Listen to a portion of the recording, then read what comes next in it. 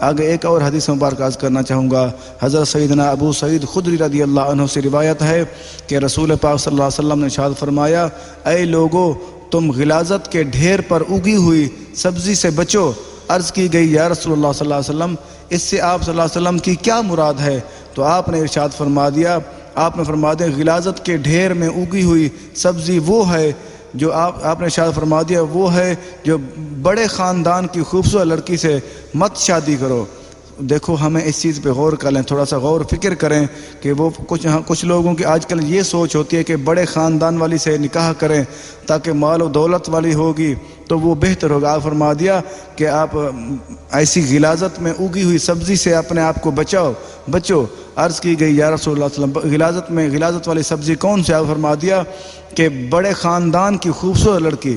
جو بڑے خاندان کی خوبصورت لڑکی سے مراد یہ ہے جو بڑے خاندان کی ہوگی، وہ لاڈ و پیار سے پلی ہوگی، اور دوسرا اس کے نخرے زیادہ ہوں گے، اور اس کا تیسرا نقصان یہ ہوگا کیونکہ وہ اگر مرد کے پاس دولت کم ہوگی اس کو اہمیت بھی نہیں دے گی، اور چوتھا نقصان یہ ہوگا کیونکہ وہ پیچھے سے آسائشوں کے ساتھ پلی ہوگی، جب یہاں پہ کوئی آسائش نہیں ملے گی تو وہ لڑے گی اور جھگڑا کرے گی۔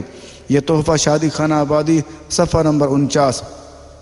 ہمیں ان چیزوں کی بہت زیادہ غور کرنے کی ضرورت ہے۔ آگے ایک اور حدیث مبارک عرض کرنا چاہوں گا۔ حضرت سیدتنا ام عائشہ صدیقہ رضی اللہ عنہا سے روایت ہے کہ رسول پاک صلی اللہ علیہ وسلم نے ارشاد فرمایا، اے لوگو اپنے نطفے کے لیے اچھی عورت کا انتخاب کرو، کیونکہ قرابت داری کی رگیں باپ داداؤں سے اولاد کے جسموں سے منتقل ہوتی ہیں۔ دیکھو ہمیں اس چیز پہ غور کرنا چاہیے۔ وہ فرماتے ہیں کہ اپنے نطفے کے لیے کہ اچھی عورت کا انتخاب کرو، کیونکہ جو عورت ہوتی ہے یا مرد ہوتا ہے اس کا خاندان، اس کی اولاد، وہ نسلوں کے ذریعے اس کی عادتیں لازمی منتقل ہوتی ہیں۔ آپ نے فرما دیا کہ اس کی خون سے، اس کی رگوں سے جو قرابت داری ہے، قریب کے رشتہ دار ہیں، ان کی رگوں کا خون شامل ہوتا ہے، اس کی عادت لازمی ہوگی۔ جب شادی کرنے لگیں تو اس کا انتخاب ایسی عورت سے کریں جو پاک دامن ہو، جس کا خاندان اچھا ہو، جس کی عادتیں اچھی ہوں، اس کا انتخاب کریں، دیندار ہو۔ یہ تحفہ شادی خانہ آبادی صفحہ نمبر 49۔ آگے ایک اور حدیث مبارک عرض کرنا چاہوں گا۔ حضرت سیدنا عروہ رضی اللہ عنہ سے روایت ہے کہ رسول پاک صلی اللہ علیہ وسلم نے ارشاد فرمایا کہ ان عورتوں نکاح کرو تاکہ تمہارے پاس رزق اور مال لائیں گی، یعنی کہ آپ کے رزق اور مال میں برکت ہوگی۔ آپ نے فرما دیا کہ عورتوں سے نکاح کرو، نکاح کرنے کی وجہ سے تمہارے مال اور تمہارے رزق میں برکت ہوگی۔ جو لوگ اس لیے نکاح نہیں کرتے کہ ہمارے پاس کچھ بھی نہیں ہے، یہ قرآن پاک میں بھی اللہ پر فرما دیا، اللہ کے نبی نے حدیث مبارکہ فرما دیا کہ عورتوں سے نکاح کرو تاکہ تمہارے رزق میں برکت ہو۔ یہ مصنف ابن ابی شیبہ کتاب النکاح حدیث نمبر 10۔ یہ نکاح کی اہمیت و ضرورت کتاب کا نام ہے صفحہ نمبر 8۔ آگے ایک اور حدیث مبارک عرض کرنا چاہوں گا کہ سرکار دو عالم صلی اللہ علیہ وآلہ وسلم نے ارشاد فرمایا، جس نے مفلسی یعنی کہ غربت کے خوف سے نکاح ترک کر دیا وہ ہم میں سے نہیں۔ اللہ اکبر۔ جو انسان غربت کی وجہ سے اور پیسے نہ ہونے کی وجہ سے وہ کہے میرے پاس کچھ بھی نہیں ہے، اس نے نکاح کو ترک کیا، آپ نے فرما دیا وہ ہم میں سے نہیں ہے، اس کا تعلق ہماری امت سے بالکل نہیں ہے۔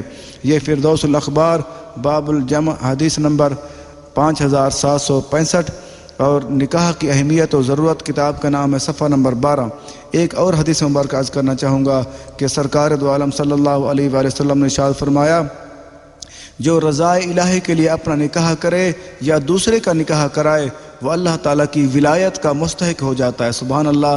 اللہ کے نبی کتنا پیارا پیغام دے دے۔ کچھ لوگ ہوتے ہیں کہ مزید مخالفت کرتے ہیں نکاح کی، یا خود بھی نہیں کرتے، دوسروں کی بھی مخالفت کرتے ہیں۔ اللہ کے نبی فرمایا جو نکاح اللہ کی رضا کے لیے کرے گا اس کو کیا ہوگا؟ اللہ تعالیٰ اس کو اپنی ولایت کا مستحق ہو جائے گا، اللہ تعالیٰ کی ولایت کا، وہ اللہ تعالیٰ کی دوستی کا مستحق ہو جائے گا۔ اس کا دوسرا مطلب اگر لینا چاہیں، جو انسان مخالفت کرتا ہے یا جو خود نکاح نہیں کرتا وہ اللہ تعالیٰ کے دشمنوں میں شامل ہوگا۔ یہ سنن ترمذی شریف کتاب صیغۃ القیامت حدیث نمبر 5765۔ یہ نکاح کی اہمیت و ضرورت کتاب کا نام ہے صفحہ نمبر 12۔